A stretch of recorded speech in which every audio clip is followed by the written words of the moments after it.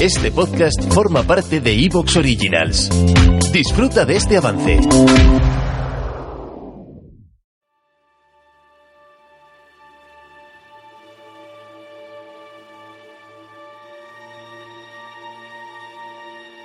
Dice el dicho que a perro flaco todos son pulgas, y ahora la loba romana está empezando a llenarse de ellas, porque tras su derrota en Cannas, comienzan a desertar varios pueblos, comienzan a cambiar de bando, y la deserción más sonada va a ser sin duda la de Capua.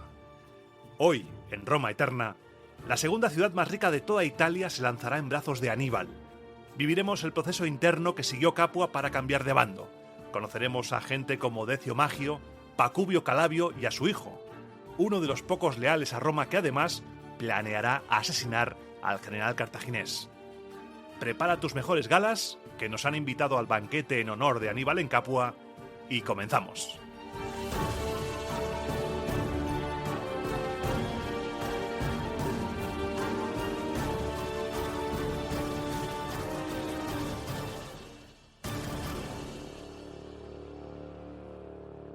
Programa 112 de Roma Eterna. El dominio romano, como te decía en la introducción, se está viniendo abajo, se está cayendo ese imperium sobre Italia a toda velocidad tras el desastre de Cannas, y hoy vamos a profundizar en la defección que más daño causará a Roma y que más tocará personalmente. Hoy vamos a estar casi todo el programa en Capua.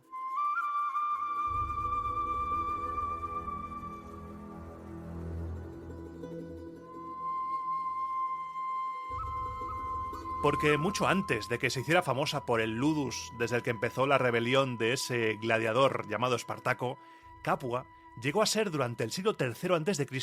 la segunda ciudad más rica de toda la península itálica después de Roma.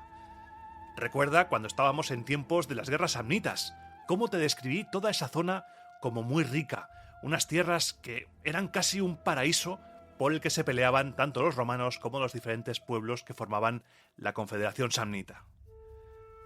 Tras la victoria romana en estas guerras, Capua entró a formar parte de la órbita romana con estatus de civitas sine suffragio. Eran ciudadanos, pero no podían votar en asuntos romanos. Eso, quédatelo ahí, porque va a ser importante. Y tras la derrota de Cannas, la política local de muchas ciudades que ya estaba polarizada se vio dividida a lo bestia entre partidarios de mantenerse fieles a la urbs y los que querían un acuerdo con Aníbal, ya que el fin del imperium de los romanos sobre toda Italia estaba cada vez más cerca. En ese escenario empezamos la trama hoy. El dominio de Roma sobre Italia se tambalea. Ese es el titular con el que quiero que te quedes y que ya empecé a machacarte en el programa anterior. Nosotros sabemos el desenlace de la historia, pero debemos ponernos en el pellejo de esas gentes que no sabían lo que iba a pasar. Lo único que sabían es que Aníbal venía en tanga o venía en pelotas, como te dije en programas anteriores, era una máquina de matar que destrozaba cualquier ejército romano que le ponían delante. Era algo imparable. Aníbal en ese momento era imparable, era inevitable como Thanos. Estamos todavía en el año 216, un año que está dando de sí, vamos, esto es estirando el año. A Aníbal le sonreía la suerte. A pesar de ese momento de sabes vencer, pero no sabes aprovechar la victoria, el general cartaginés le había dado la vuelta a la tortilla y ahora estaba en posición ventajosa. Y el primer movimiento que hizo tras abandonar Cannas con sus tropas fue pasar toda Apulia y desde allí marchar hacia el Samnio, concretamente a la zona habitada por el pueblo de los Hirpinos.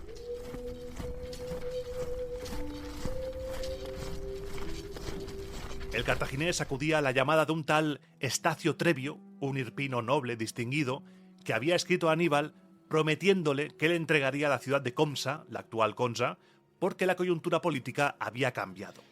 La ciudad estaba dominada por la familia de los Mopsios, que se hicieron poderosos gracias al favor de Roma, pero tras difundirse la noticia de la batalla de Cannas, y tras haber divulgado este señor Trevio a los Zorrupius Maximus que Aníbal estaba de camino, los Mopsios salieron por patas y Trevio estaba en disposición de entregar la ciudad a nuestro tuerto y hábil amigo. La entrega se produjo y Comsa le permitió tener un lugar donde dejar todo el botín, toda la impedimenta. Le dio a Aníbal una base de operaciones desde la que planear los próximos movimientos. Dividió en dos su ejército y envió a Magón a darse una vuelta por las ciudades vecinas con una única misión: que todas jurasen lealtad a Cartago por las buenas o por las malas. Mientras Magón se daba el tour por los vecinos, Aníbal se dirigía hacia el mar, en dirección a la bahía de Nápoles, porque necesitaba una ciudad costera y Nápoles era un caramelito.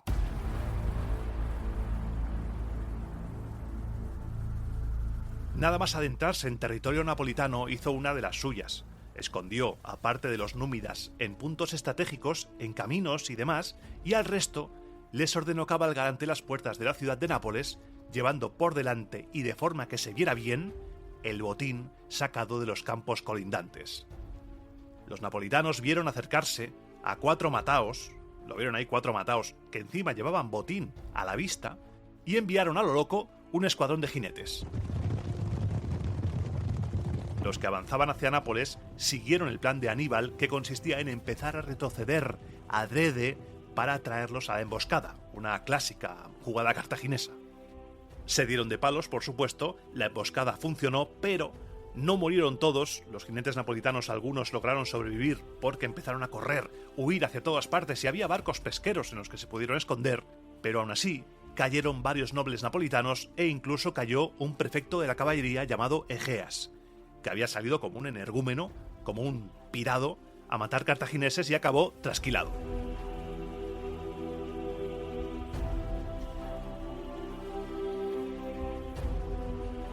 Hoy no va a ser un programa bélico, no voy a hablarte de batallas más allá de esta refriega.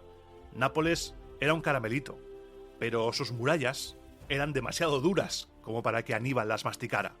Y como no estaba preparado para un asedio, como ya te dije en el programa anterior, dijo, mejor no vamos a hacernos daño, desistió de atacar la ciudad y se fue. Y desde allí se fue hasta Capua, ciudad a la que Tito Livio va a dedicar estas amables palabras. Ciudad que debido a un largo periodo de prosperidad y de tener la fortuna de su parte, se había entregado al vicio, pero debido sobre todo al desenfreno de la plebe, que gozaba de una libertad sin cortapisas, aunque la corrupción era general. Tito Livio va a saber hoy que está enfadado con Capua. Lo de Capua es personal. Para los romanos, a nivel propagandístico, a nivel público, es algo muy personal porque se lo van a tomar muy mal. Ya lo veremos, iremos descubriendo los acontecimientos muy mal. Y el protagonista de nuestro relato en Capua, la figura que va a sobresalir, es un señor llamado Pacubio Calabio, un hombre noble y además popular, del que Livio dice que había conseguido su influencia a base de malas artes, con las que había sometido a su control y al de la plebe al senado de Capua. Muy llamativo lo que opina aquí Tito Livio. Este señor, Pacubio Calabio, había ostentado el año anterior, el año 217, la magistratura más alta de Capua. Había sido Medix Tuticus.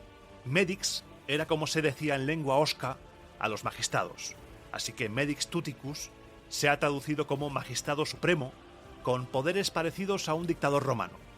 Según Livio, este cargo era anual, como los cónsules romanos, y según leemos en Ennio, parece que había otro Medix Tuticus, quizá de reserva, para cuando el titular moría o era incapaz de llevar a cabo las funciones dignas de su cargo, como un Medix Tuticus sufecto. Livio sigue contando la historia y nos dice que Pacubio estaba convencido de que la plebe capuana, que estaba de culo con el senado de Capua desde hacía tiempo, iba a matar a todos los senadores e iba a entregar la ciudad a Aníbal en caso de que el general cartaginés se acercara con un ejército victorioso. Todo esto antes de Cannas. Él quería adelantarse a esos planes, quería controlar todo lo que se iba a producir en la ciudad y por ello convocó a los senadores. Se reunieron todos y siendo consciente de que más allá de esos planes de la plebe, la facción cartaginesa estaba ganando fuerza porque Aníbal estaba en racha ya antes de Cannas, se habló en esa reunión sobre separarse de Roma, sobre unirse con Cartago, y él mismo, este señor, Pacubio Calabio, dijo que no iba a apoyar la separación, porque a Capua le unían lazos de amistad con los romanos y a él, a Pacubio Calabio, le unían además lazos de parentesco. Tenía hijos con una hija de un hombre llamado Apio Claudio y había casado en Roma a su hija con Marco Livio. Y les dijo que aparte de todo esto, se cernía sobre ellos una amenaza mucho mayor que la de separarse de Roma.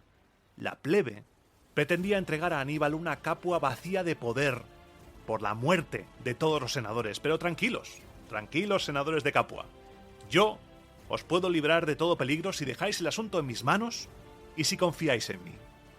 Los senadores, lógicamente, asustados porque le está contando que la plebe quiere matarlos a todos, se pusieron en manos de Pacubio, estuvieron de acuerdo en dejar hacerle a él, y este les dijo: mi plan es el siguiente.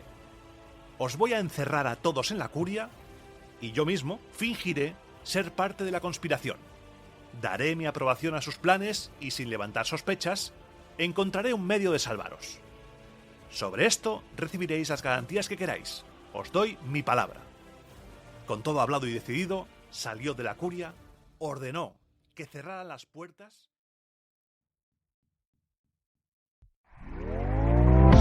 ¿Te está gustando lo que escuchas? Este podcast forma parte de Evox Originals y puedes escucharlo completo y gratis desde la aplicación de Evox. Instálala desde tu store y suscríbete a él para no perderte ningún episodio.